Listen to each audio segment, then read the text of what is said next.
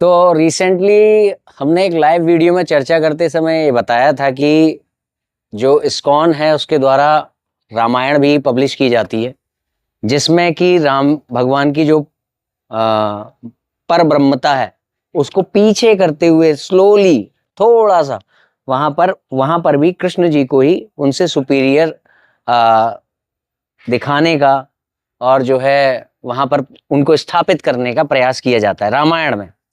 तो इस पर क्या हुआ, जब ये वीडियो इसका एक क्लिप हमने अपने इंस्टाग्राम वगैरह पर डाला तो कई जगह से इस्कॉन डिवोटीज के द्वारा एक क्वेश्चन पुटअप किया गया कि ऐसा कहाँ है, ऐसा कहाँ है, ऐसा कहाँ है।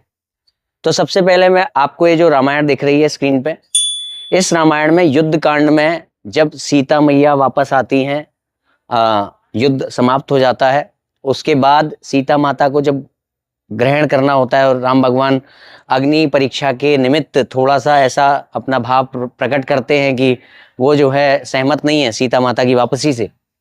तो उस समय पर उसी घटनाक्रम में ब्रह्मा जी से भगवान श्री राम ये पूछ रहे हैं कि आप ही मेरे बारे में बताएं। तो ब्रह्मा जी ने वहां पर कहा है कि आप परम ब्रह्म हैं, आप परमेश्वर हैं, मगर वहां पर क्या किया गया है, इस प्रकरण में इस्कॉन द्वारा वहां पर लिखा गया है कि आप कृष्ण के पूर्ण विस्तार हैं, आप मूल श्री कृष्ण के, जगत का जो मूल है श्री कृष्ण, उसके पूर्ण विस्तार हैं। जबकि वास्तविकता में वहां पर सीधे सीधे एब्सोल्युटली भगवान श्री राम की परब्रह्मता की बात हो रही, मगर किस तरह से कृष्ण को वहां पर भी भेद करते हुए श्रेष्ठ और निम्नता की धारा बैठानी है, कोई ये इस्कॉन से सीखे। कैसे दो समान भगवान के रूपों में कैसे ऊंच नीच करनी है, ये कोई इस्कॉन से सीखे। मेरे दादाजी अक्सर मुझे बहुत सुंदर सुंदर कथाएं पुराणों की या रामचरितमानस की कथाएं अक्सर सुनाया करते थे, और मेरे दादाजी को तो लगभग पूरी रामचरितमानस कंठस्थ थी, तो मैं उनसे बहुत प्रभावित रहता था। फिर धीरे धीरे जब नए नए इस्कॉन में आया तो किसी ने बोला भगवान श्री कृष्ण परम ब्रह्म है। जब बच्चा था तो राम जी को परम ब्रह्म मानता था, तो जाहिर सी बात है उसमें बचपन जैसा मानसिकता था।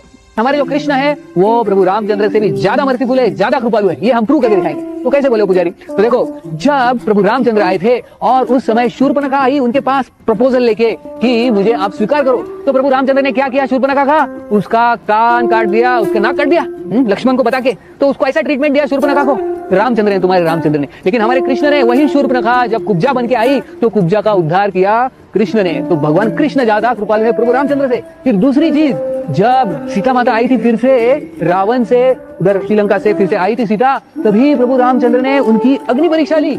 हालांकि सीता पूरी शुद्ध थी, लेकिन फिर भी प्रभु रामचंद्र बोले नहीं, तुमको अग्नि परीक्षा, तुम शुद्ध हो या नहीं। लेकिन देखो हमारे कृष्ण है, जब वो गए और जो 16,100 जो रानियां थी, जो बड़े राजा की बेटियां थी, उनके वो हालांकि नरकासुर के महल में इतने दिनों तक रही, लेकिन फिर भी भगवान ने उनको स्वीकार किया, सबके साथ विवाह किया। उन्होंने कुछ अग्नि परीक्षा वगैरह नहीं ली, उनको ऐसे ही स्वीकार किया। 16,100 जो बेटियां थी बड़े बड़े राजाओं की, हालांकि बाहर रह चुकी थी वो, इसलिए भगवान कृष्ण ज्यादा कृपालु है प्रभु रामचंद्र से। और कृष्ण तुम्हारे प्रभु रामचंद्र से ज्यादा कृपालु है, इसलिए हम कृष्ण की भक्ति करेंगे और प्रभु रामचंद्र की नहीं, ऐसे उन्होंने प्रूव करके दिया। तो प्रभु रामचंद्र से ज्यादा जो कृष्ण है वो ज्यादा कृपालु है, ये हम देखते हैं। बहुत बहुत धन्यवाद। हरे कृष्ण। रामो विग्रहवान धर्म नहीं है, इस्कॉन विग्रहवान धर्म है भाई, इस्कॉन विग्रहवान धर्म, रामो विग्रहवान धर्म नहीं। क्योंकि इस्कॉन बताएगा कि राम को क्या करना चाहिए था और राम को क्या नहीं करना चाहिए था, और क्या करने के कारण राम जी जो है श्री कृष्ण से थोड़ा सा निम्न है ना, थोड़ा सा वो थोड़ा सा सुपीरियर, वो मूल है ना, वो उनके विस्तार है, एक्सपेंशन है। ठीक है, इसी संदर्भ में आप देखिए हरे कृष्ण कृष्ण कृष्ण हरे हरे। इस्कॉन डिवोटीज आकर के जब राम और कृष्ण में भेद की बात आती है तो इस्कॉन डिवोटी तुरंत आकर के आ जाते हैं, भैया हम तो मंत्र का जाप करते हैं, उसमें तो राम है, राम है। अरे भैया, हरे कृष्ण महामंत्र में भी आपने राम की सर्वोच्चता को स्वीकार नहीं किया। वहां पे क्या किया? जैसे एक मायावादी ने हरे कृष्ण महामंत्र में मीनिंग क्या दिया, कहते हैं, जैसे एक मायावादी ने हरे कृष्ण महामंत्र में मीनिंग क्या दिया, कहते हैं ऊपर से देखे तो हरे भी है, कृष्ण भी है, राम भी है, लेकिन आप जब ध्यान लगाते रहते हैं तो हरे ही कृष्ण बन जाता है, कृष्ण ही राम बन जाता है, राम ही हरे बन जाता है, सब एक ही हो जाता है। ओए होए होए होए, क्या बात है भाई। ऐसी आलतू फालतू इंटरप्रिटेशन देना भगवान के नाम के ऊपर, ये आता है छठे नवरात्र के अंदर, giving mundane interpretations to the holy name of Krishna.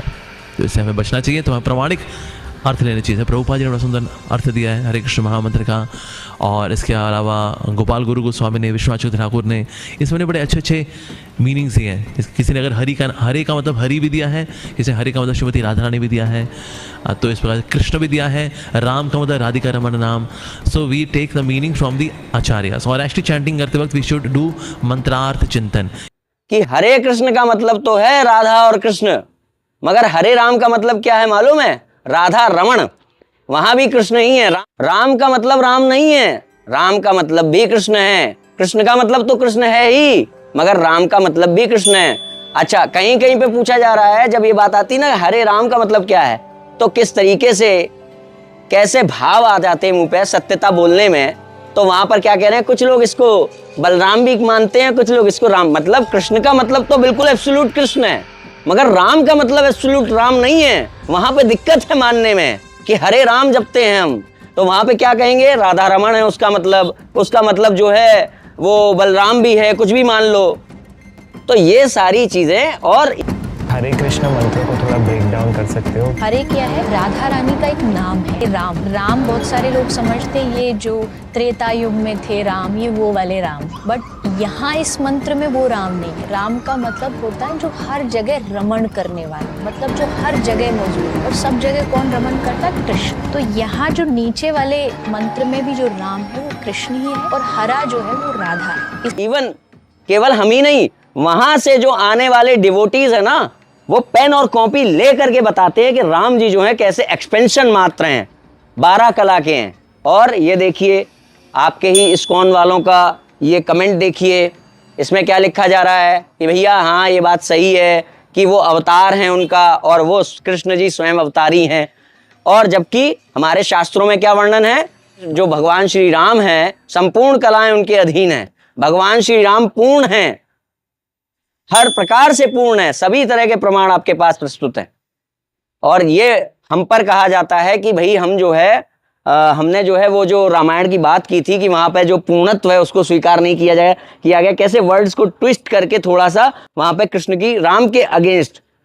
आप राम और कृष्ण को बराबर मानो, कोई दिक्कत नहीं है, बिल्कुल बराबर मानो, दोनों सुप्रीम है, मगर राम को नीचा करते हुए कृष्ण की सुप्रीमेसी को डालने के लिए रामायण में भी भगवान श्री राम परमेश्वर नहीं है, वहां पर भी कृष्ण आ जाएंगे, वो परमेश्वर होंगे। ये सुप्रीमेसी वहां आपने डाल दी। भाई क्यों कर रहे हो रामायण का भाष्य? मत करो ना, खाली भगवत गीता का भागवतम का भाष्य करो। रामायण का भाष्य इसलिए करोगे जिससे कि हम वहां पर भी कृष्ण को ख्यापित कर पाए और राम को नीचा दिखा पाए। और इसके बाद क्या तर्क आता है, कुछ इस्कॉन के डिवोटीज हैं जो इस पर मल्लम पट्टी डैमेज कंट्रोल करने के लिए कहते हैं, वो तो रस की दृष्टि से कह दिया, वस्तुतः तत्वतः थोड़ी ना भेद है राम और कृष्ण में। भाई रस की दृष्टि से आपने कृष्ण को कहीं पर छोटा कहा है क्या? लीला की दृष्टि से कहीं पर कृष्ण को छोटा कहा है क्या? और रस की दृष्टि से व्यास जी अगर कहीं पर भगवान शिव को छोटा और विष्णु को बड़ा कह दें तो अरे यहां तो बिल्कुल अकाट्य सत्य कहा है, विष्णु बड़े हैं शिव जी छोटे हैं। वो रस की दृष्टि से नहीं बोल सकते, आप बोल सकते हो। आप जब बोलोगे तो वो रस की दृष्टि हो सकती है। व्यास जी भगवान जो अपने पुराण आदि भाष्य हैं उसमें अगर बोलेंगे तो वो रस की दृष्टि से नहीं बोल सकते, वो भी तब जब व्यास जी ही अपने ग्रंथों में दूसरी जगह तीनों की एकता स्थापित करते हैं, ब्रह्मा विष्णु महेश में कोई अंतर नहीं है, एकता स्थापित करते हैं व्यास जी अपने ग्रंथों में। मगर आपके द्वारा दिए जाने वाले प्रवचन रस की दृष्टि से हो गए, और व्यास जी द्वारा जो वहां पर प्रवचन दिए गए हैं, जो वहां पर जो अनन्यता के लिए और रस की दृष्टि से जो विष्णु शिव में भेद माना गया है, कहीं पर शिव को बड़ा कहा गया, तो नहीं, वो शिव को जो बड़ा कहा गया वो तो तामस है, वो तो तामसिक शास्त्र है, वो तो झूठ बोला व्यास जी ने। और जहां पर विष्णु को बड़ा कहा गया है वो उन्होंने अकाट्य सत्य बोला, उसको हम मुकर नहीं सकते, वो रस की दृष्टि से नहीं है। रस की दृष्टि से किसको बोलने का अधिकार है? केवल प्रभुपाद जी को, अकॉर्डिंग टू इस्कॉन, क्योंकि मैं नहीं मानता कि प्रभुपाद जी बोल सकते। अकॉर्डिंग टू इस्कॉन रस की दृष्टि से बोलने का अधिकार केवल इस्कॉन को प्राप्त है, व्यास जी को प्राप्त नहीं है रस की दृष्टि से बोलने का अधिकार, है ना। और इस्कॉन को यह करने का अधिकार है कि कृष्ण की सुप्रीमेसी सिद्ध करने के लिए रामायण में भी वो कृष्ण को, वहां बात नहीं भी हो रही है फिर भी लाके रख दे।